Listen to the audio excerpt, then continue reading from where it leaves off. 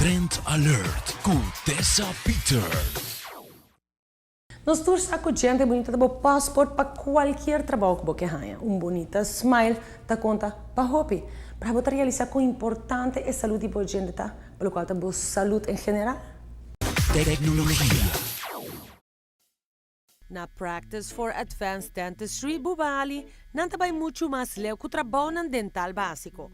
No transcurso de último ano, na profundizar na mês de solução dental, que está conduzir na problema de saúde, maneira até caso de indivíduo de X-ray aqui. É uma senhora de 60 anos e tem borstkanker, banda obeso. E me trabalho mais e mais com pacientes que têm câncer e têm patologia de boca. Tem dokter na Suíça, Dr. Thomas Rau, ele faz onderzoek naar 150 gente morrer com borstkanker e 150 die não toerta tem patologia de boca, 147 tem tratamento de nervio e 3 tem infecção de hueso. Als een dentist arranca gente, wat ik raspa o hueso limpia, kita membrana que aguanta a raiz do hueso. So arranca gente wat los is acafo. Da wat ik raspa ko kita fo. Ante sei nós não hay de nosso estúdio.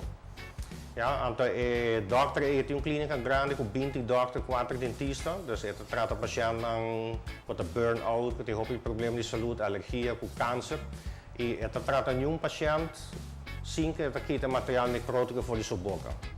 Ja, dan ela waku ora tem patologia banda obes e borstkanker sali banda obes rechts banda rechts staan we. Nunca não cruza. Anterior para tratar wat dus e paciënt tem 4 tratamento de nervio banda obes arriba. Ante lá é câncer aqui não. Naturalmente câncer tem fator genético, que é 5%.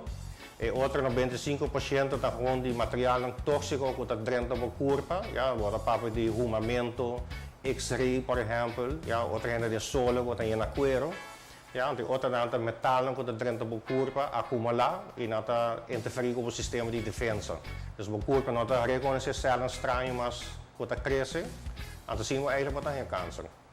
E nang de Practice for Advanced Dentistry pode ajudar a prevenir futuro problemas de boa saúde, dor de trata boca a war.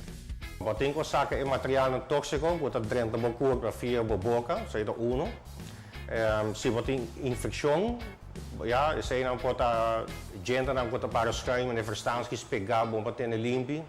Tratamento de nervio e infecção de hueso, quando se chama bone cavitation, tem que sacar não via a corpo. Não tem outra solução. Bom, passa tratamento de nervo, você mesmo está mal acaba. Na semana venidera, nós seguimos profundizar em série de saúde e boca.